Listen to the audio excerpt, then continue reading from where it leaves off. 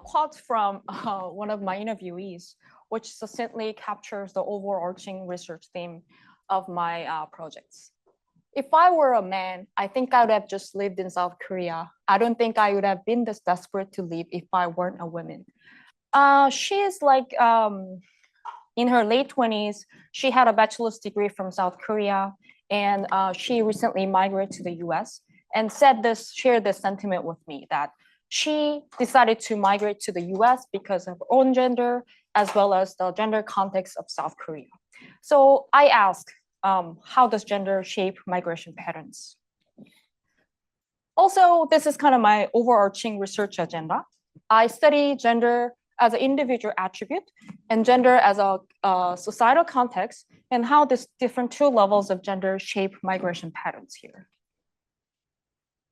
Under this overarching research agenda, today's talk I'll present three different projects, but I will focus heavily on this first project here. I examine educational selectivity patterns among migrants by gender, and I'll explain what educational selectivity means. The second is I ask gender can be a main motivating factor in migration decisions. And third, this is one of my SNAPL project, Stanford Next Asia Policy Lab. These two try to explain or explore the out-migration pattern, like what made them decided to migrate. And the third one, this project about the return migration. So after they come to the US, which gender pattern appears in their return migration decision. Okay, so moving to the first project about gender selectivity patterns. So under this big research question about how does gender shape migration patterns, this specific project asks this question: does the educational attainment differential between Korean immigrants and non-immigrants vary by gender? And as a spoiler alert, the answer is yes. To explore this research question, I need some background to support why that's the case. So I draw some of the literature or framework from the previous work about why do people migrate or why do people move. I roughly divided this theoretical framework into like three different categories for our understanding. So economic, political, and social reasons that people migrate. First, for economic reason. So it's kind of their classical assumption that people make a rational choice and for the maximizing of their income. So neoclassical economic theory is one of the main of this economic category. The wage differentials between origin and destination country is one of the main driving force. So from country A to country B, you think that country B, if you move to country B, you will have, you can increase your income, then people move. That's their explanation. And the new economics of labor migration, also kind of similar, but their unit of decision is family. So migration as a risk diversification strategy for families. People also move because of the political reasons. Or system theory can be one of the biggest one, or dual labor market theory. So basically it means a core country and the peripheral country and their power dynamics creates this push and pull factors. I think the dual labor market theory can be a little bit of overlap with economic perspective, but this global power and economic dynamics produce this push and pull factor, so people move according to this push and pull factors. Also, it also includes migration policies, whether they want to tighten the border, then it will impact migration decisions as well. Also, political unsettlement of their country of origin makes people to migrate. It includes refugee or asylums. Moving to the social perspective, it can include network theory. So I think many of you have some cousins or relatives abroad, and they can give you some information about what's it like to settle into a new country, right? So it can lower the cost of moving to a new country, rather than like you you have to settle in a new country from scratch. So it lowers the cost of migration. So it can explain the perpetuation of migration. Also, migration system theory can be one of the can explain why people move. Historical or cultural, colonial, and technological links between this country makes them like more familiar with the other like possible destination country, so you can more smoothly make a transition. But based on all this, there are of course literature about gender and gender's migration, but I think that I want to focus on gender as a center, because a lot of literature focus gender as a kind of one of the demographic just variables. So I wanted to center gender as this migration trajectories. So the research question that I have is, does gender inequality motivate people to migrate? So putting gender at the center of my research question, so this is my train of thoughts. If immigration motivations are gendered, then the shared characteristics of immigrants will differ by gender. And if men and women, and outside of this gender binary, have different migration motivations, the educational profiles of immigrants will differ by gender. So this is kind of basically the explanation about selectivity, but I will explain detail about what the selectivity means. There's a line of literature in migration studies that about studying about immigration selectivity. It starts from the simple fact that immigrants are not a random subset of population. They self-select themselves to migrate. So the scholars explore what are the shared characteristics of these immigrants. They explore the shared characteristics of the subpopulation in terms of socioeconomic background or education level or health or grade and whatnot. How they explore the selectivity is they compare these immigrants to their stayer counterparts, meaning that non-immigrant stayer counterparts. So for example, Korean immigrants in the US will be compared to Koreans who are still staying in Korea, decided not to migrate to the US. This is a visualization of how it works. So this is a distribution of certain characteristics in sending countries context. And scholars explore which part of the distribution these immigrants are from. And it is pretty well documented that immigrants are positively selected. So positively selected means that in terms of education, that immigrants are positively selected in education means that immigrants have a higher levels of educational attainment compared to their stayer counterparts. And they are positively selected in terms of health means that immigrants are healthier than their stayer counterparts. Also, one of the literature about Asian immigrants is that they have a higher selectivity, meaning that they have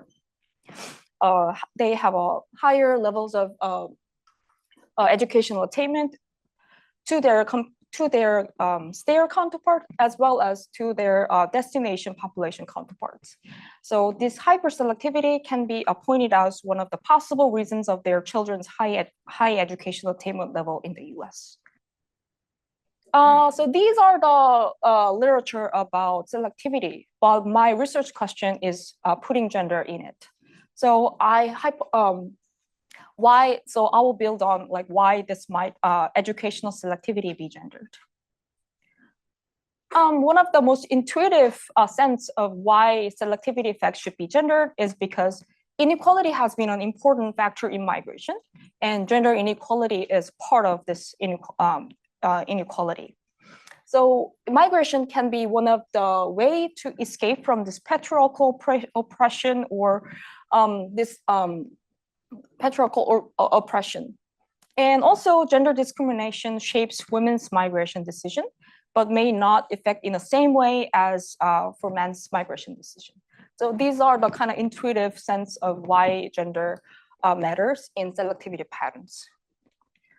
Also, there are like conceptual relationship between number of women migrants and the gender inequality context. So the y-axis is about number of women migrants, and the x-axis is the extent of gender inequality.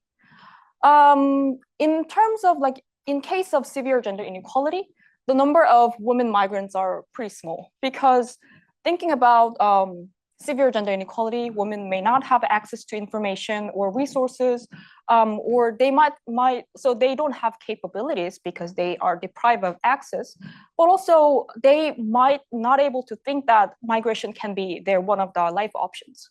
So the number of women migrants are pretty low here. But as this gender inequality situation has improved, women's migration can increase because of the ease of the gender inequality, they can access to resources. But at the same time, the still existing gender inequality makes them aspire to migrate. So it goes up. In case of like hypothetical scenario of improved gender inequality, they might still have capabilities, but they don't find migration as an attractive option anymore because like there's not much of a gender inequality. What I'm focused on this project is the middle region, where this tension between migration aspirations and gender inequality goes severe, and it reveals the stratification within women. What this graph tells is that both gender inequality can both fuels because it makes them to aspire to migrate because of the gender inequality, but also it constrains migration because of their resources to execute their aspirations. The same framework can be illuminated in slightly different angles using aspirations and capability framework conceived by de Haas. It has two dimensions. First dimension is migration capabilities. It has both low and high. And the second dimension is migration aspirations. And I juxtapose this gender inequality to this migration aspirations. Thinking about the middle region and both gender have for example, have an education. Both have an education, so they have both have a high gender migration capabilities. However, for women, they might think that this still lingering gender inequality makes feel unfair. So they might aspire to migrate there. So because of their high aspiration, they can fall into a category of voluntary mobility. For men, that's not necessarily the case. So they might think that, oh, this is not much a problem for me. So they might think that it doesn't trigger them to migrate, not that much. So they can fall into this voluntary immobility. So these gendered aspirations can be way it got diverged in their migration path. Also, empirically, there are other evidences that can support my gender selectivity pattern hypothesis. So I started with gendered migration motivations, and also education itself has a different effect. Increase in education leads to increase in women's migration, but it decreases men's migration. So it can be one of the reasons that supports my hypothesis. Also, this is not specifically about gender inequality, but the overqualification or mismatch between their remuneration level and their credentials or capability can be a significant push factor for migration. Thinking this as in terms of gender, probably gender pay gap can be the reasons why this can explain the gendered selective effects. To explore these questions, this study documents whether gendered migration selectivity in education in a country with a certain level of economic development, also with relatively severe gender inequality. So thinking about that middle region of this inverted U-shaped graph. Given this as a backdrop, there are three questions to answer. The first question is, I want to see whether there are overall selectivity pattern among immigrants. So are immigrants positively or negatively selective group in education?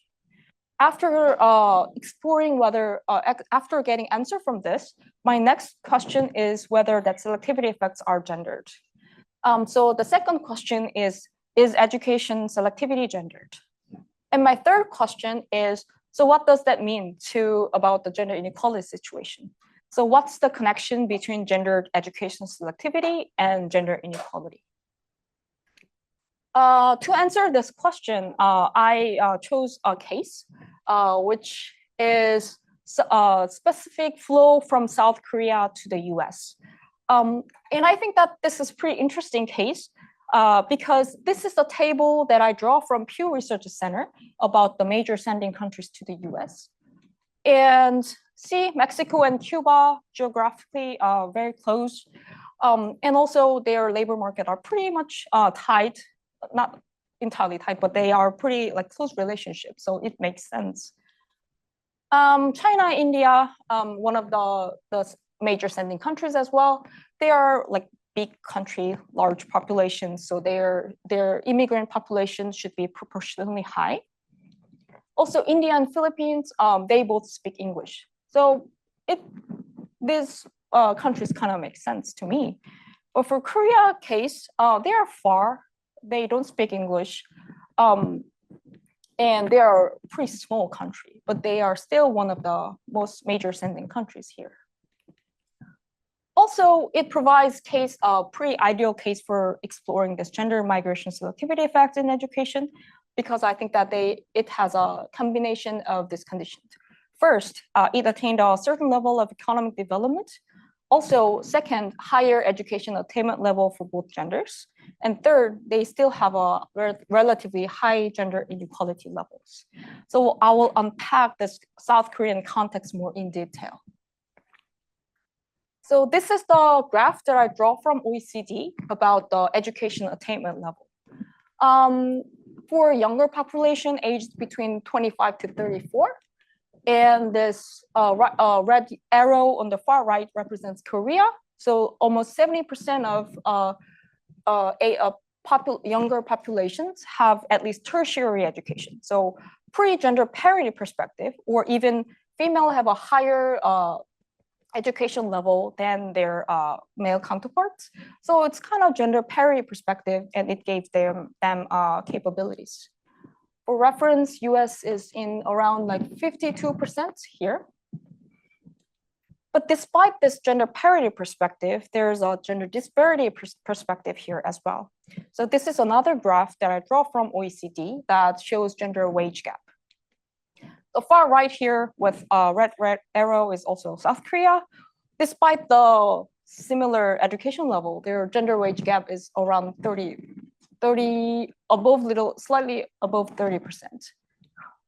And the United States are here around like 17% of gender wage gap here. Another perspective of gender disparity perspective is rampant sexism. This photo captures a feminist rally happened in 2016 that these women gathered around center of Seoul, which is the capital of South Korea, and protest against the government's lukewarm responses based on sex-based crime. For example, like spy cam case, which is a small camera installed in public bathroom or public restroom or public transportation to take the photo of women's upskirt and consume that photography as a kind of pornography.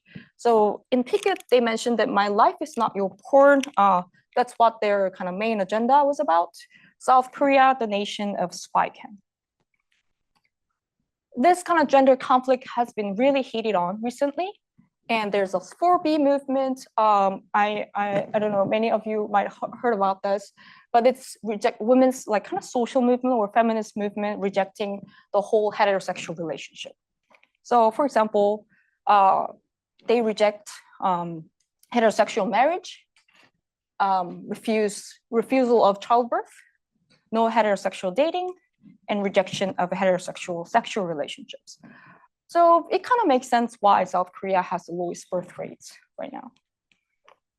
Okay, moving to the receiving countries context, I chose US as the destination country because it has always been the most popular destination for Koreans since the data has been collected.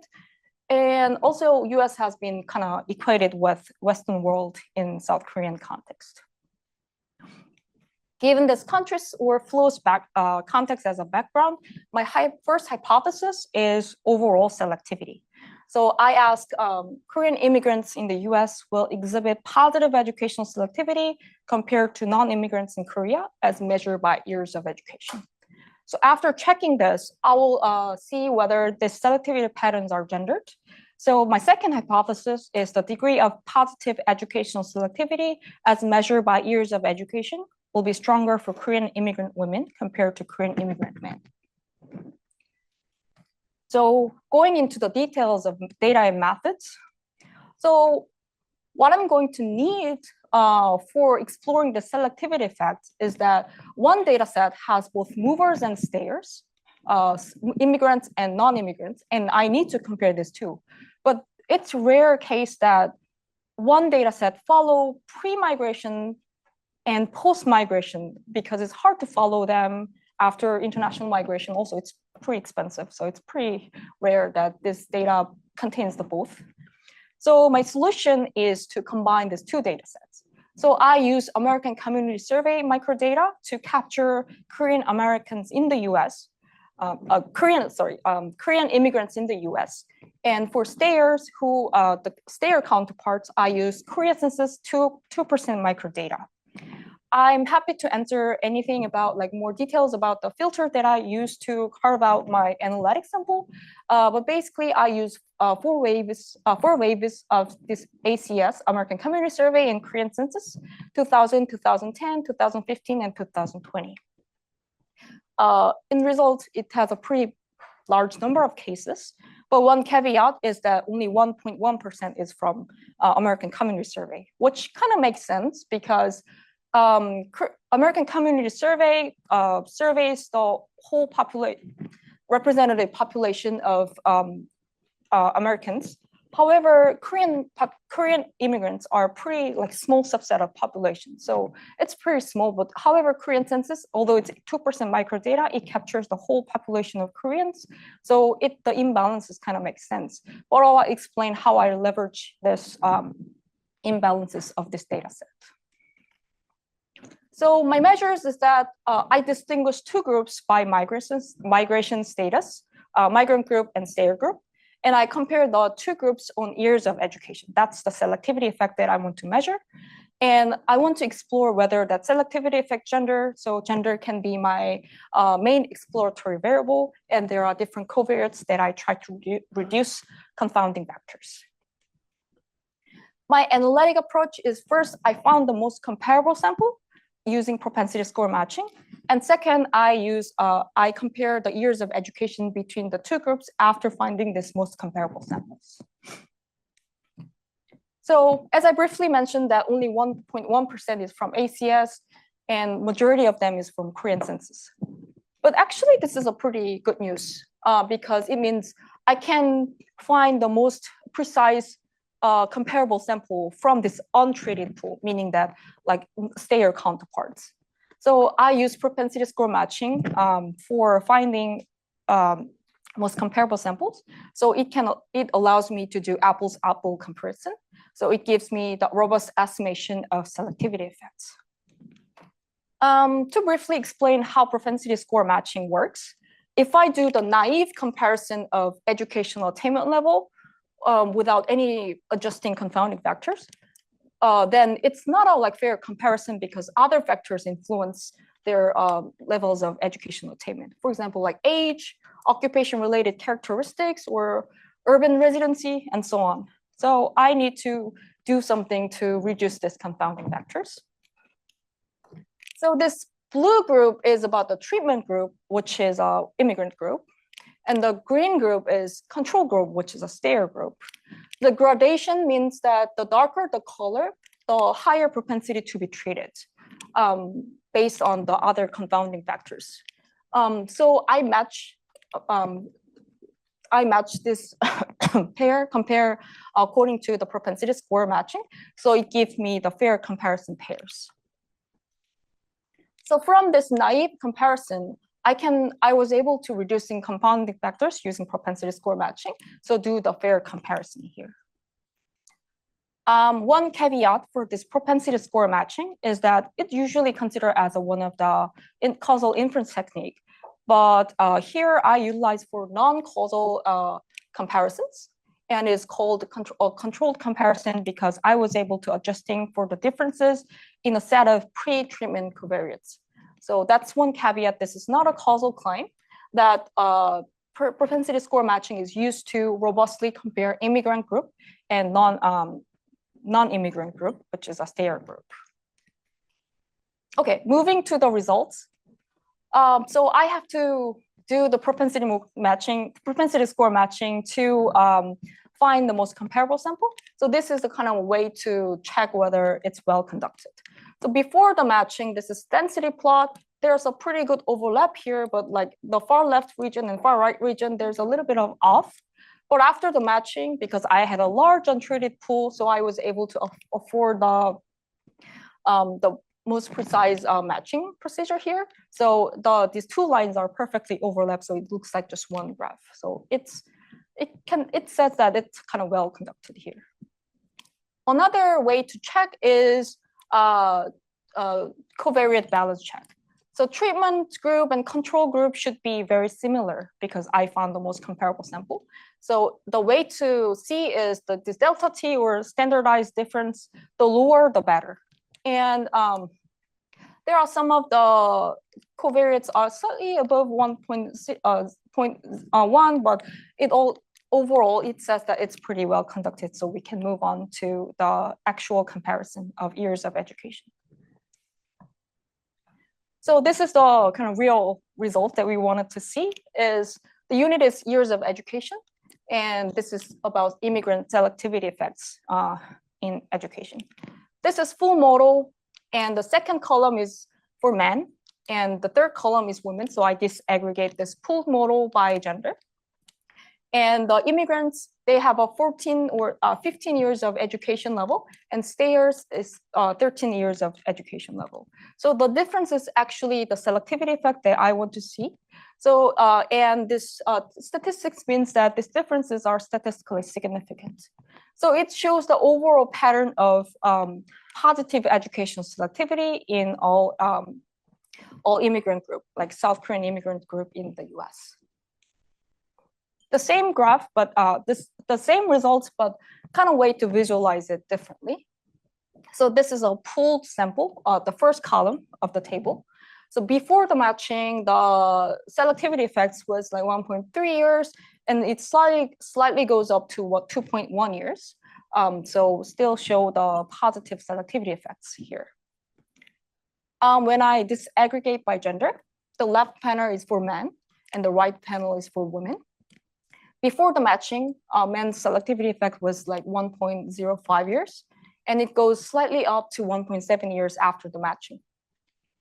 For women, it was before the matching, it was 1.5 years, and it slightly goes up to 2.3 years. So we can answer the first question of whether there are overall selectivity effects, and the answer is yes.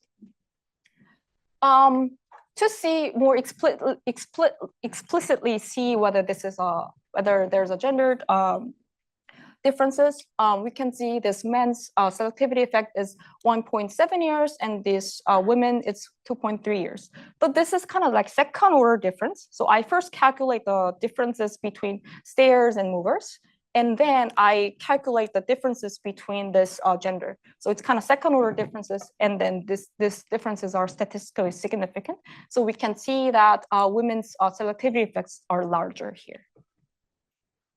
So main takeaway of this project is that first, we've seen that relative to their stayer counterparts, Korean immigrants have higher level of education. And for women's education selectivity are larger than men. So we see that there's a gendered selectivity effects. And third, this gender selectivity effects in education may be attributable to gender inequality. So it can give us a hint that the differences might be due to the gender inequality in Korea, but actually it doesn't answer this. This is a kind of inference or circumstantial evidence. So it still bothers me that I want to see whether gender can be the driving force of migration. So moving to my second project about like gender migration, I directly interviewed 26 women, Korean women in the US about their migration decisions. And consistent with the quantitative result presented just before, most of the women said that gender context of Korea affected their migration decisions. So I kind of go share these quotes to give you the overall sentiment they shared with me. Why should I feel so uncomfortable in the country where I was born and raised? Living abroad isn't easy, but feeling more comfortable here is really sad. So that's the sentiment they share, that living abroad is not a easy decision, but still she decided to stay in the US or migrate to the US because of this. And South Korea keeps pushing me away. I often feel resentful, wondering why they hate feminists so much, why they make it so hard for me to live in South Korea. So she graduated very prestigious Korean university, but she decided to migrate to the US because of this gender context in South Korea. And this quote is from one of the interviewees. She migrated to the US recently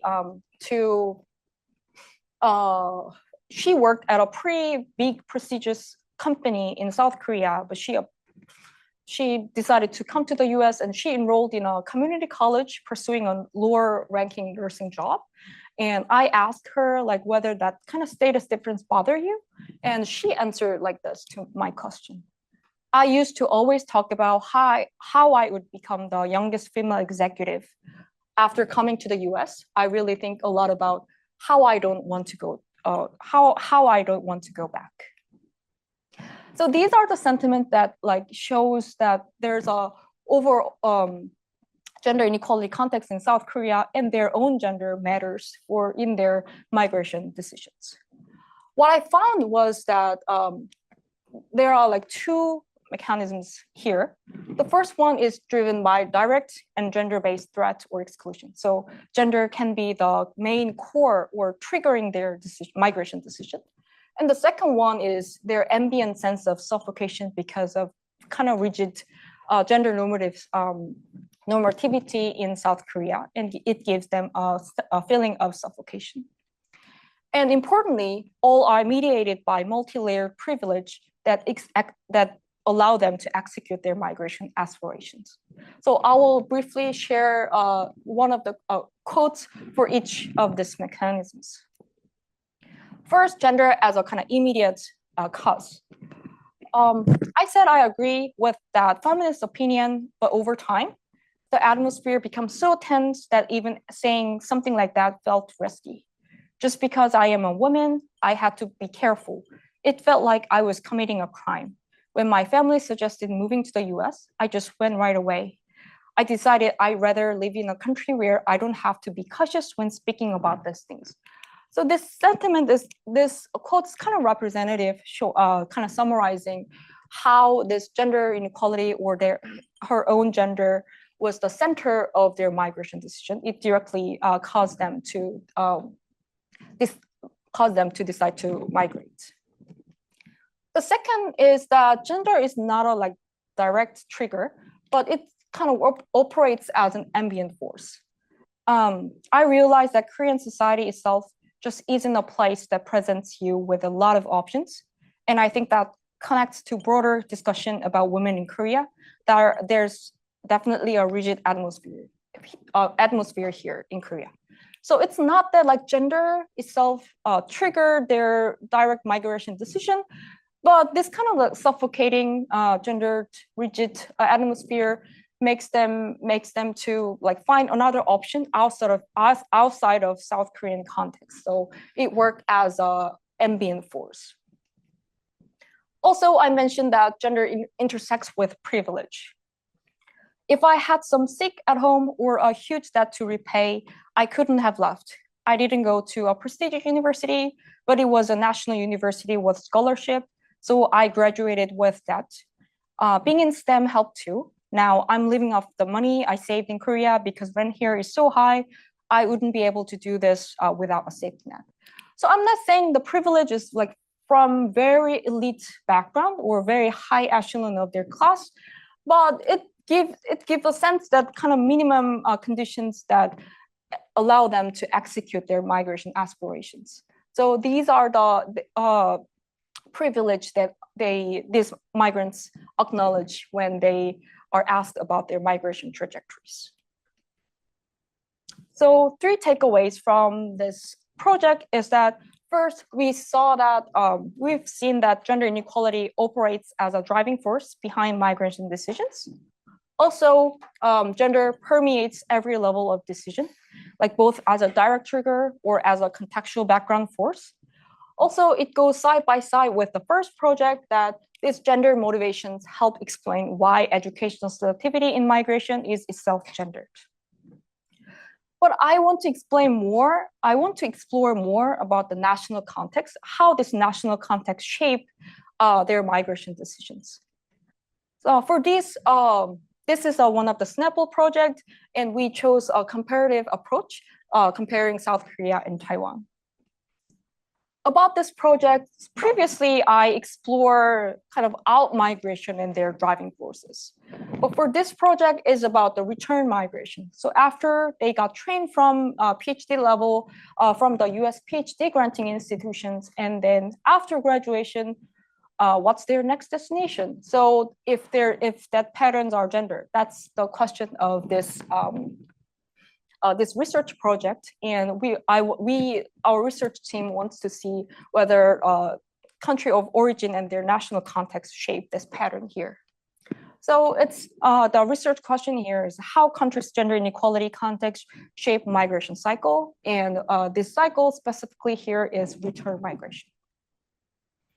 As I mentioned, this is a SNAPL project, Stanford Next Asia Policy Lab, and this project builds on Professor Shin's book, recently published in 2025, and I think that his book talk is next week or 2 weeks from now, so you guys all should check it out. So we are going to argue that the gender may complicate his framework of talent portfolio framework. As I mentioned, we are going to use comparative approach. By comparing these two comparative contexts, it can confirm whether gender inequality contexts matter, and if so, how national level factors play in explaining gendered talent flow patterns here. We chose Korea and Taiwan as a ideal case for comparison because of their similarities and their differences. The similarities is here because their levels of economic development is pretty similar, and both country has a well-established education system. And both countries, despite their education systems, they are heavily relying on US for their PhD level training. And these are the similarities, but the key difference is that gender opportunity structure. So this is a kind of ideal setting for us to explore the gendered context, how that gender context of countries, how gendered context can shape my return migration pattern here. This is an ongoing project, so I will give you a little bit of snippet of how does it look like. This is a table that I tabulated from Survey of Earned Doctorate, which is a data set, kind of basically a census of PhD recipients from the US universities. And I chose South Korean nationals, like those who have a South Korean citizenship, and their post-graduation destination. So their option here is return home and stay in the US, and third country move. So this is the first column is pooled data, and the second, third, I disaggregate by gender. So if we see the return home, Korean men are more likely to come back to South Korea. For women, it's less likely compared to their male counterparts. For staying in the US option, women have a higher proportion than their male counterparts. So that's the South Korean pattern here. But for Taiwan, along these three options, their return home option is women are more likely to return to Taiwan here. And also stay in the US, men have a higher proportion to stay in the US compared to their male counterparts. So we see that this comparison is really interesting to explore, worth to explore about how they're similar, despite their similarities in their economic and like education system, and both on a major sending country for US higher educations. But this return migration pattern, especially in gender, is flipped. So we are going to explore this more in our project. Data methods I will briefly touch on. We are going to use survey of unstructured, which is a census data for PhD recipient from the US PhD granting universities. And outcome is return versus stay after graduation. So we are going to explore the gender gap in return migration and differences in gender gap across countries. So these are the modeling strategies. I will not go into details, but we are going to put gender and country interaction term and probably employ decomposition techniques to see whether it's a compositional effect or it's a return effect. I mean, differences in how characteristics map into return migration. So 3 takeaway, because this is an ongoing project, we don't have results yet. So our expectation is that it can confirm global talent circulation is not gender neutral. And it can demonstrate those gender differences look very different depending on national context. Also, it has implications about national talent strategies. It can unintentionally push highly skilled women away. Taken all together, these projects show inequality in migration process. So beyond economic development, gender inequality as a hidden driver, and I also quantify the hidden cost of gender discrimination. And this project show migration as a systematic response to gender inequality, not just an individual choice. And these have implications to communities where they struggle to retain this educated women. This is end of my talk, and I'm looking for the Q&A session.